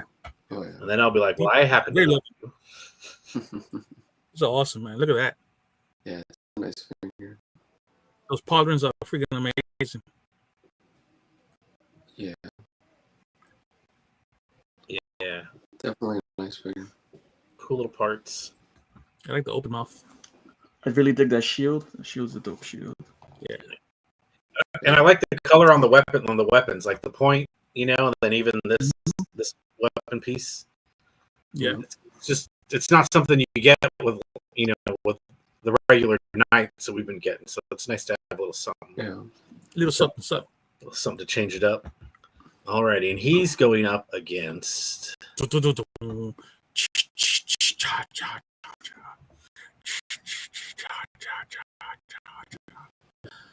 We're not in Jersey anymore. We left New Jersey. We're in Mythos. the Varg. So he's an Alithia's brood. He's a hunter. Wildly ferocious and implicitly deadly, the Varg are bred by the vampires of Lithia's brood to serve as their personal bloodhounds. Bound by chains to their controllers, they are often brought on expeditions to sniff out and hunt prey for their masters. Massive wings and razor-sharp claws equip the Varg with an arsenal of weapons so deadly that they are some of the most feared creatures in the vampire realm. I gotta open this guy. What? I don't even have that guy. Bard. He's little but nasty. I got sold on this Alithia one wave. with G. Yeah, that Alithia wave. You got a wedgie, you hours. said? I was at Legion's Con and Big G's like, you got to get one of these. I mean, after this, it's gone. Yeah. You son of a Yeah, those are they're going to become rare. The Alithia wave ones. Also, This is the a great looking chains. figure, That's great. That's a great accessory. Yeah. Crap, all my guys are full. I got to open them just for the chains. Yeah, he's cool. He looks He's- cool. You could actually display him with him or without the wings, without the neck collar as well. He's like a dwarf size, right? Yeah. Well, the thing is, it's the dwarf legs. Yeah. Yeah. Is yours still in box, Al? I don't have one. You never got one? Oh, I don't have the whole Alithia wave. No, I got like I don't know. I don't have most of them. I don't have it. I don't. Yeah, I don't have those. Unfortunately. Okay. All right. Let's start with you, Matt. The Ninian infantry versus Varg. Okay, so I mean, yes, I think Varg probably takes this. I would say easily because I mean, do we even know what kills vampires in Mythos? Like, is there something special about it? But let's say, for the sake of argument, if there was, maybe that's why, as I mentioned about those weapons, kind of have different, tips than some of the other weapons we see. That maybe it's that maybe thing for the that actually does have an effect on the vampires. So it gives the Ninian infantry a fighting chance. This black tip spear here is something they can use against Varg. Mhm. But I mean, he's a hunter, and I think the Ninian infantry are prey. So I think ultimately, and who said it best here, J-Mac? Varg be eating snakes like roadside Floridian. So yeah, I'm going with Varg. All right. Rico's asked a good question, so I'll lay it out for him. So we transversed the sandy lands of Mythos, and we were approaching a castle.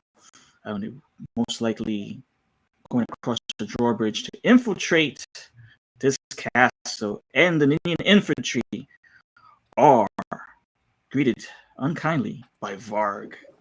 So what we read on the Ninian's infantry's bio, the Ninian infantry are low on the totem pole, right? They're bipedal, and they actually as they grow, they drop their legs and get the tail and become royal guards, serpent guards, and all of that. So I think these aren't as ferocious as they could be. I think this is still like fledglings. And Varg is, even he's short in stature. I mean, I'm a sucker for a creature with wings, which gives them, a flight advantage. He has those razor sharp claws that also has dispense. I'm actually going for Varg in this case. I think because, and I think we're going to have some snake stew. So let's celebrate. Even though vampires don't like food, but I'll take a little sip of that stew. So I'm going with Varg for this battle. The castle will not be compromised. Varg for the win. Matt, you said Varg as well, correct? Yes. We're 2 for 2. Okay. Ow, brother. What'd you say? These are two characters that are totally different as far as factions but I would say, like you said, Tony, the wings and vampires are just ferocious creatures, and I think Varg's gonna easily just shred that reptile. So yeah, I'm going with the vampire for sure. Varg is on my team. All right. 3 for 3. Ed. Damn.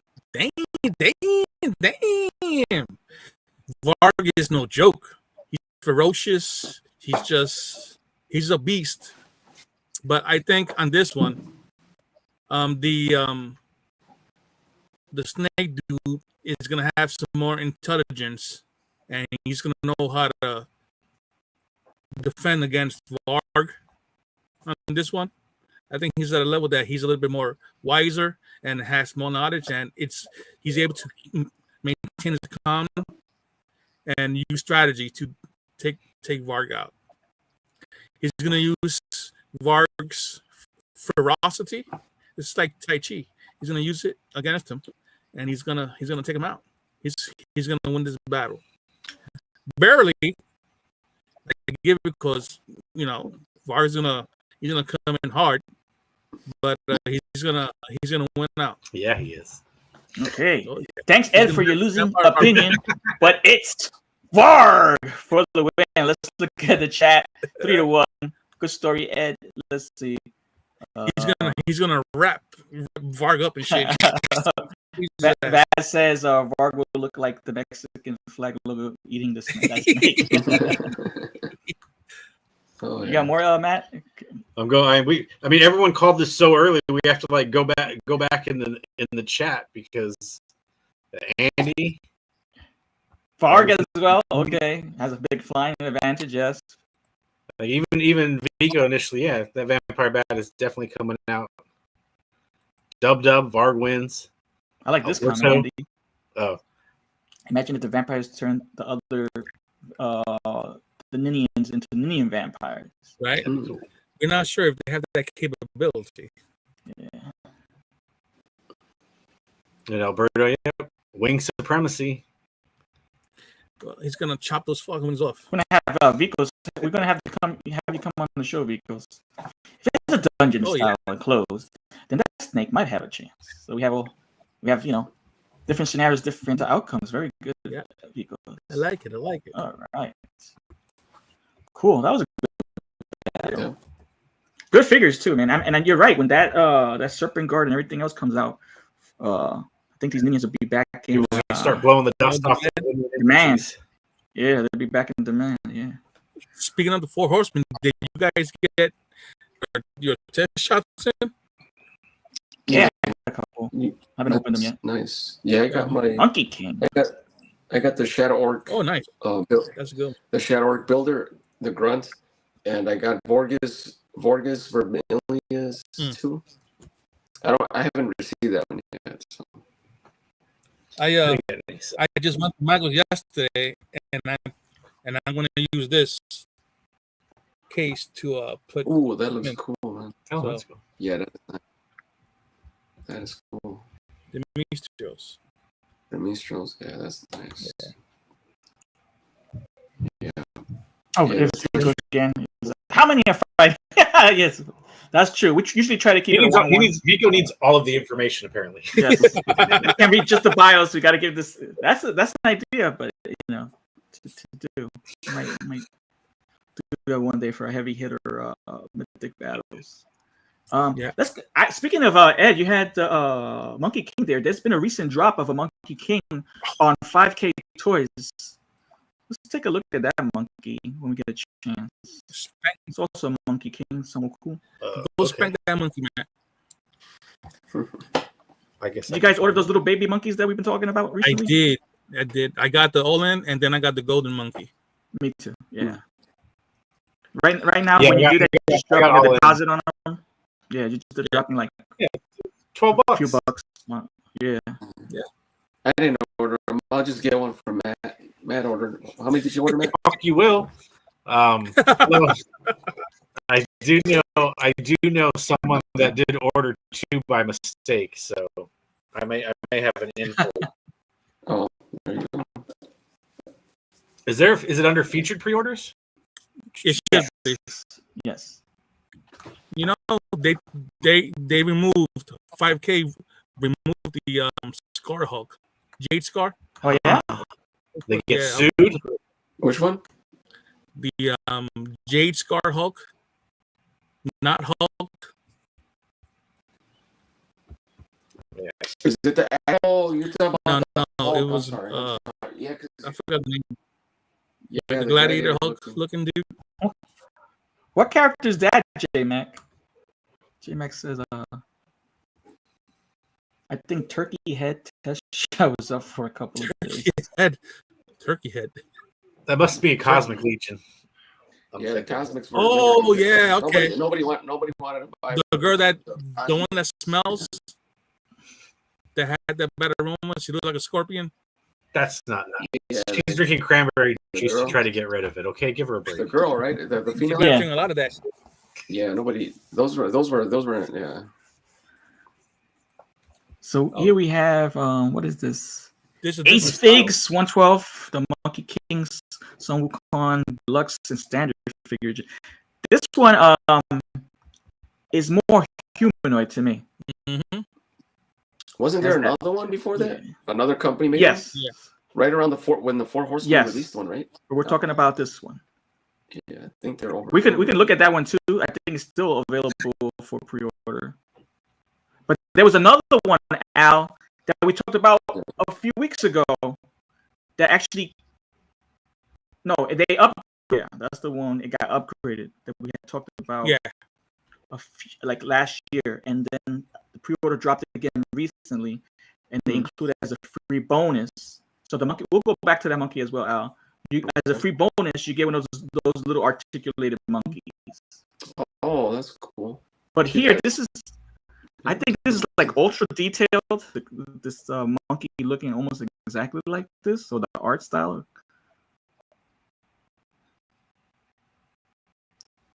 So if this is as detailed and the joints are not loose and everything, I think it's a phenomenal looking figure because the sculpting is gorgeous. It's good articulation. It looks like kind of like Mayfex double joints. If you look at the Joints, yeah. So the full price for the standard version is $69 plus shipping, $10 deposit, and then when it's ready to be shipped, to be charged the $59 plus the shipping. Deluxe is $89 plus shipping, $15 deposit, Second payment is $74. Estimated release Q1 or Q2 of 2026.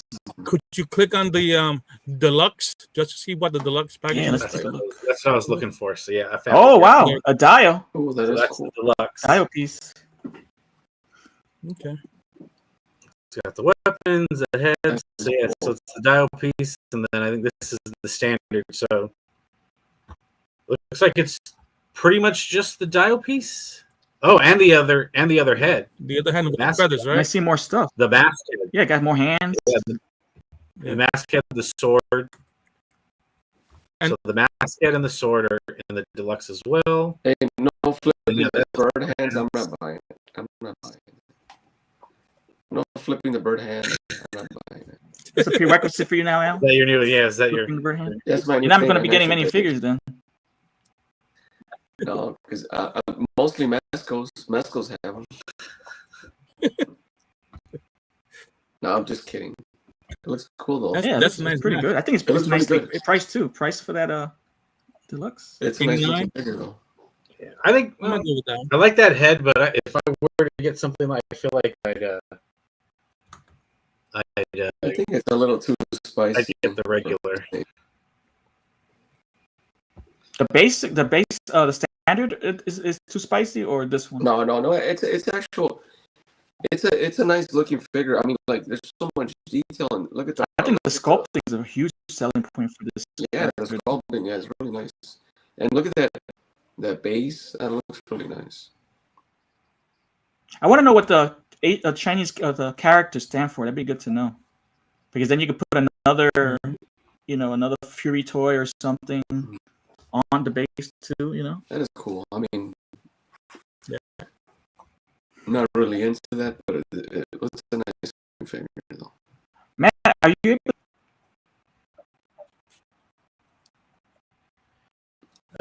I think they put it back for pre-order, Oh. so let's see.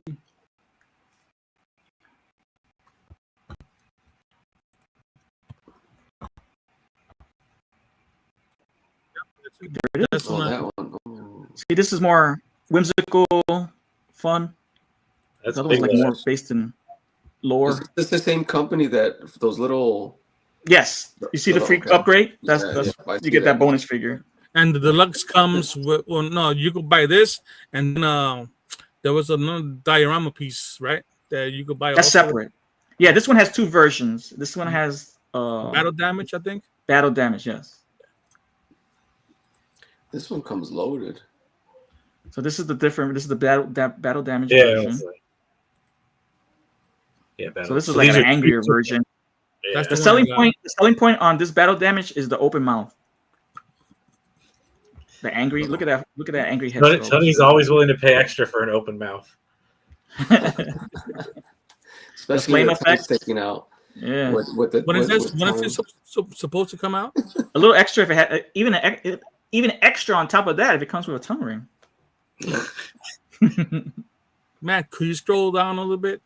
What's the when price It's tag? gonna come out. And that's the accessory pack. All right, there's a lot of prices here.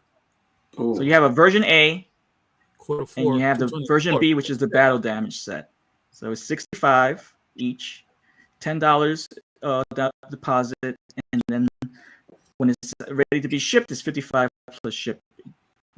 Then you have the accessory kit, which is $30 per shipping, which is an $8 deposit, $22 when it's ready to be shipped out to you.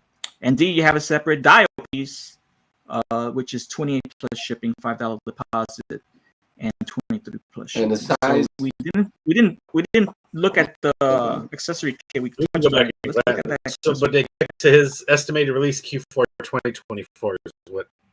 That's What's the diorama? that's last year. We're in 2025, snap. so this is old info. Yeah. They have not updated that. I guess. Typo. What about where's the diorama piece? Man, I only have. Comparison of the two accessory, those are the two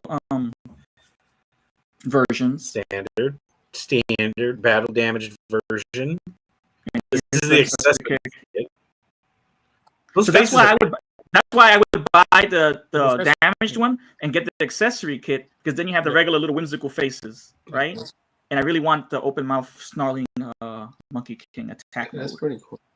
And that's the base. Oh, I remember the style pieces now. Yeah. I got it. The eye piece is pretty cool though. Now that I look at it more, but They light up. flaming broken. Oh, and it lights up. What Okay. is that? What is it, like a little temple piece? No, That's it's what like, it looks like a little urn or. What's this? It's like It's a diorama. Isn't it like a little lamp, like a yeah, the lanterns. What are that are- lanterns or that's something? like Brian's. Oh, there it says alchemy. What is it? It said Like I said, talking yeah. about. Oh, it's a Alchemy furnace. Furnace diorama. You could even just buy the diorama piece if you want to put it like in your Asian, like like samurai type. Yeah, we even with do Rising have Suns, they have those a variety of characters that would go well with that. You have the the G.I. Joes. You got the hand from Daredevil. Yeah, you got a bunch of stuff. So can you just blend that. order You got the ninjas. diorama? The ninjas from Foosh. Remember Foosh? Yeah, had you the can just ninjas? buy the diorama piece. I gotta wait, check if no. I got the accessory kit or not. That thing's sold out. See, It's out of stock for the diorama. yeah, It might come up in What about the release. accessory kit? It's still there. That for says pre-order. looks like it's still. yeah, but Yeah. like I'll bet you a lot of people just bought the diorama piece just Yeah. because it could blend that in with a bunch of other figures, other lines. Fellas, $28. I says that bad for a light up. No, It's kind of like no. it's kind of like those perverts that buy the feet pack. You seen those like those snail shells where they have the figures and then they have a feet pack. Oh, the snail, And the yeah, feedback the sells out little girls. immediately. Yeah. So Ed has to be out. Yeah, that's like You want to plug what I you're gotta doing in go. a few seconds? We're going to be Oh, yeah. ending as well at around 8. Go ahead, Ed. all right. Well, I have to excuse myself because I'm going to be on shooting the shelf, so I want to shout us prepare out, man. myself mentally, Make sure you shout us out. peace, and get ready. Get Always, the man. cheap plugs in. Thanks, Rob. I will. We'll be seeing you. Is Rob going to be our guest for next week? I believe so. Oh yeah. Yeah. Plug in Rob. See you later, Ed. Catch me on the shooting the shelf. Peace, love, and hagries. All right. Peace. Cowabunga. Cowabunga. All right. So that was cool. I mean, I haven't pre-ordered any of those monkeys. I do have the one from Figura Obscura, which is good enough for me. But I did order those baby monkeys. I think they're cool. And I think the baby monkeys, those will go with Figura Obscura. They go with As well. they go with a bunch of stuff, yeah. All right. Well, thank you, brother. Because says he had it was a great show. As always, I'm going to split. Visit at the door. All right, have fun, brother. All right. So there we have it. Any guys have anything else to discuss? I wasn't really No. too much with What about recent pickups? Anything? Recent pickups? this. Just I got the Knights in. I gotta go pick them up at the post office. What did you get? The whole 12? You got the 12 pack? The whole. Got the 12-pack to split with Ed, Okay. and got a couple of test shots, and got the I have it right here. This is pretty dope. For Zeta Girls, Conan. Oh, Conan, okay. Yeah, That's pretty dope. What test shots did you get? What?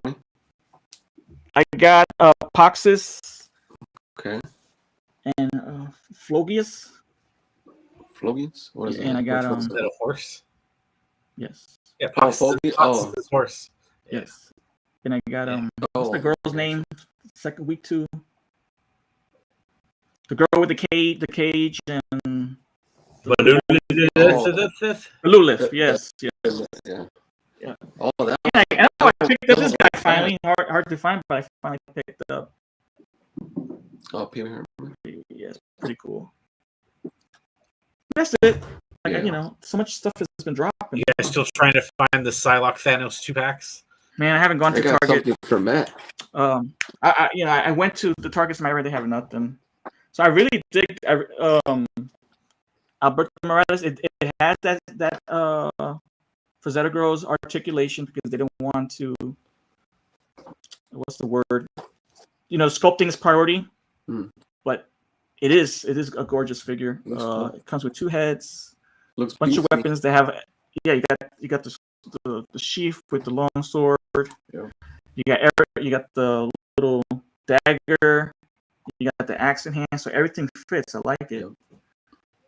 He does have a really deep tan. He's been out in that sun. He's a really deep brown red. Yeah. So it's pretty dope, man. been in The the sun. sculpting's pretty cool.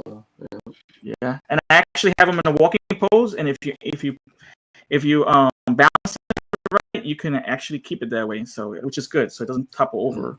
Vaz approves of Double jointed knees, double jointed arms. Face sculpt is pretty dope. Yeah, that's cool, man.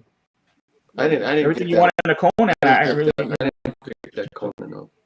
And he's one of the taller ones. He's taller than I got Paul all and the Sheen, I think. I got all the 3 Mescos.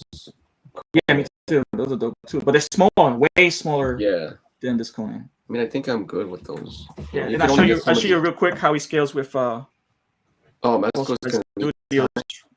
Boss Fight Studios. That's a nice one, Red Sony. Yeah, so he's like a foot taller than her. Yeah. So he might be like 6'5" or something.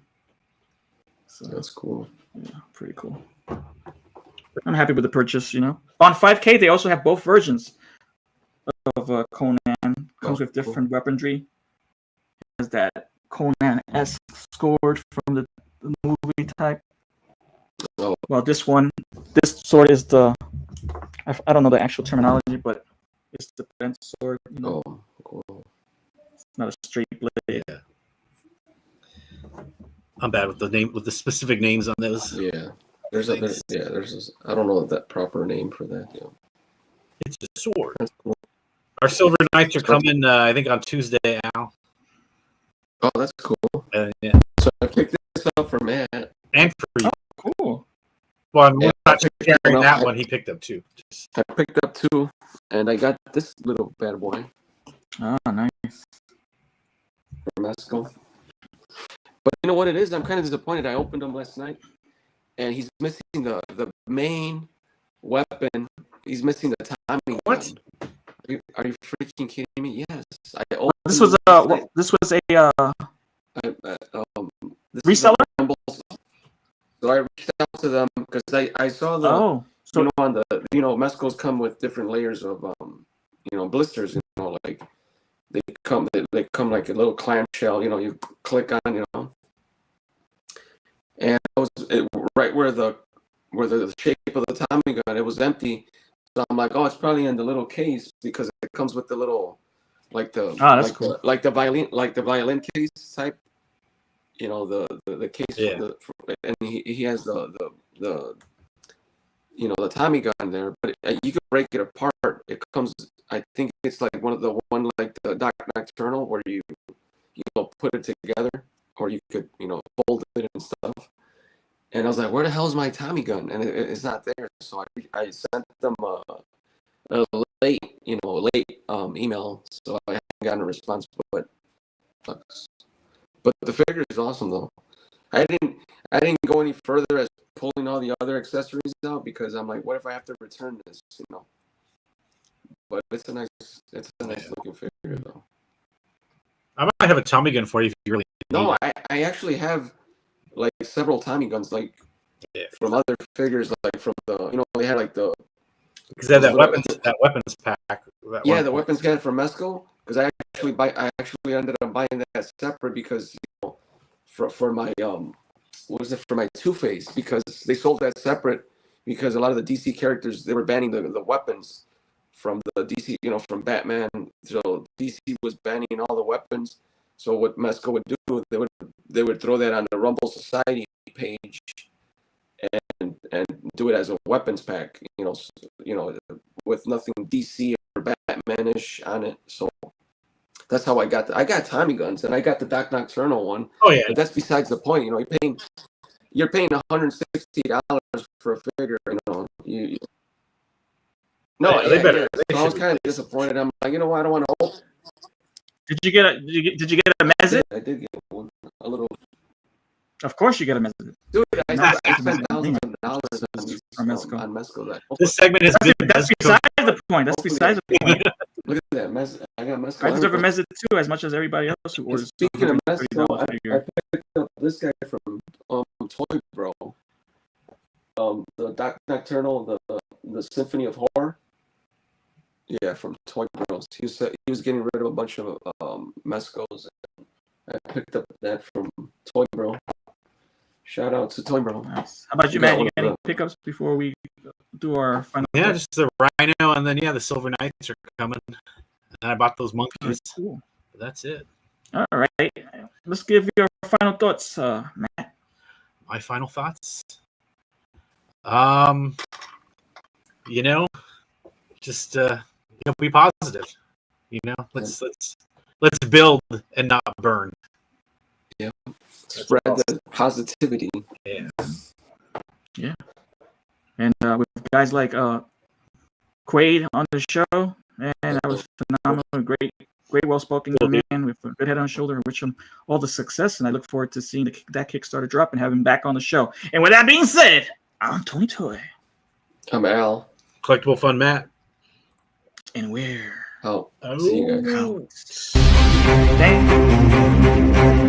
Thank